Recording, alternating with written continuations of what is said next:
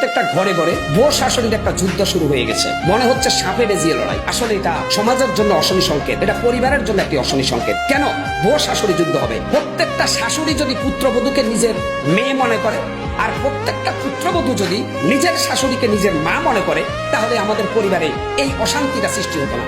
কিন্তু আসলে এটার কারণটা কি? বিলিয়ন ডলারের প্রশ্ন। কারণ হচ্ছে আমাদের সমাজের অনেক শাশুড়ি আছেন পুত্রবধূকে নিজের মেয়ের মতো জানে না। পুত্রবধূর প্রত্যেকটা কদমে কদমে দোষ ধরতে অভ্যস্ত, এবং পুত্রবধূ যদি অসুস্থ হয় গৃহিণীর কাজ করতে গিয়ে, তখন বলে পুত্রবধূ বং ধরছে। আবার নিজের মেয়ে যদি একটু সামান্য কাশি দেয়, বলে যে মা তুই ঘুম পাড়। কম্বল দিয়ে নিজের মেয়েকে ঘুম পাড়ায়, আর পুত্রবধূকে খুব ভোরবেলা ঘুমের থেকে ডাকে নাস্তা বানানোর জন্য, অথচ মহিলাটা অসুস্থ। যার কারণে ওই পুত্রবধূ আবার মনে মনে বলে যে দাজ্জাল শাশুড়ি মরা ছাড়া আমার শান্তি হবে না। এইভাবে সাপ আর বেজির মতো একটা লড়াই শুরু হয়েছে। আসলে না, আমি মনে করি পুত্রবধূকেও কিন্তু মনে রাখা উচিত যে আপনিও একদিন শাশুড়ি হবেন। আজকে আপনি আপনার শাশুড়ির সাথে যে খারাপ ব্যবহার করছেন, স্বামীকে নিয়ে আলাদা হয়ে যাচ্ছেন, আপনি স্বামী পেয়েছেন ওই বৃদ্ধ মহিলার পেটের থেকে হওয়ার পরে। অতএব ওই বৃদ্ধ মহিলা আপনার শাশুড়ি আপনার স্বামীকে 10 মাস 10 দিন বুকের নাড়ি ছেঁড়া যন্ত্রণা দিয়ে পেটের মধ্যে রেখেছিল। সেই সন্তান যখন ভূমিষ্ঠ হয়েছে, আপনার শাশুড়ির বুকের দুধ খেয়ে বড় হয়েছে। সে যখন বড় হয়েছে, এখন আপনি তাকে তার মায়ের থেকে আলাদা করে দিচ্ছেন। এটা হচ্ছে মারাত্মকভাবে এক ভয়ঙ্কর মানবতা বিরোধী অপরাধ। এটা করবেন না।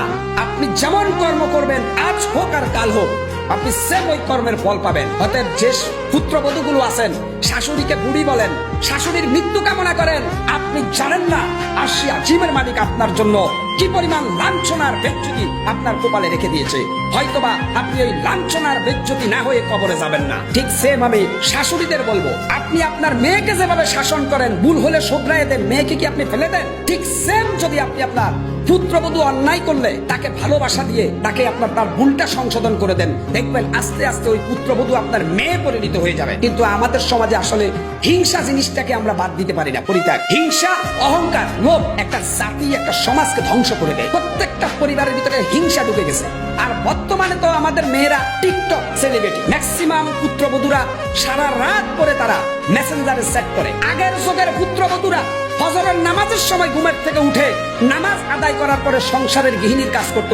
আর এখনকার যুগের পুত্রবধূরা রাতের 3টা পর্যন্ত মোবাইলে সেটিং করে, সকাল 10টার আগে তারা ঘুমের থেকে উঠে না।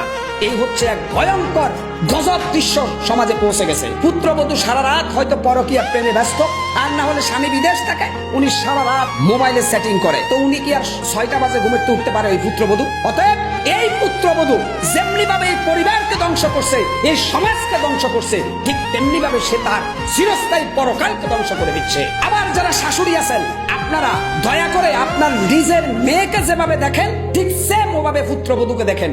কারণ ওই মেয়েটা চেনা নাই, জানা নাই, একটা সংসার ছেড়ে আর একটা নতুন সংসারে এসেছে। আপনার পরিবারের কন্ডিশন সে বুঝতে বুঝতে একটু সময় লাগবে, তাকে বুঝিয়ে বলেন। কিন্তু তার উপরে আপনি একেবারে জল্লাদের ভূমিকা অবতীর্ণ হবেন না। শ্বশুর বাড়ির লোকজন, একটা পুত্রবধূ সে একটা পরিবার ছেড়ে আরেকটা পরিবার এসেছে, এক জগৎ থেকে আরেক জগতে এসেছে, তার বোঝাপড়া করতে অনেক সময় লাগবে। ভালোবাসা দিয়ে মানুষ পৃথিবী জয় করতে পারে, কিন্তু ভয় দেখাইয়া কখনো কিছু জয় করা যায় না।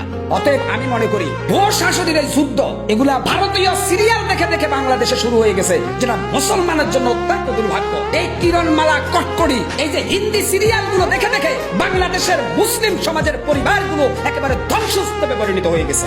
এগুলার জন্য যখন আমাদের আলেম ওলামারা কথা বলে, তখন ওরা হয়ে যায় মৌলবাদ, ওরা হয়ে যায় উগ্রবাদ। এইভাবে যদি চলতে থাকে, তাহলে এই সমাজ কতটা ভয়ঙ্কর রূপ ধারণ করে সেটা হয়তো একসময় কল্পনাকেও হার মানিয়ে ফেলবে। কারণ আজকে প্রত্যেকটা ঘরে ঘরে পরিবারের ভিতরে খুন হচ্ছে, খারাপই হচ্ছে। ছেলে মেয়েকে খুন করতেছে, মেয়ে ছেলেকে খুন করতেছে, স্বামী বউকে খুন করতেছে, বউ স্বামীকে খুন করতেছে। এভাবে পরিবারকে যদি একটি সুস্থ লেভেলে আনতে হয়, তাহলে আমাদের নৈতিক এবং পারিবারিক শিক্ষার পাশাপাশি ধর্মীয় শিক্ষাটা জরুরি। আশা করি সবাইকে আমি বুঝাতে পেরেছি আজকের এই কথাগুলো। সবাই ভালো থাকবেন, সুস্থ থাকবেন, আমার জন্য দোয়া করবেন। আসসালামু আলাইকুম ওয়া রাহমাতুল্লাহি ওয়া বারাকাতুহু।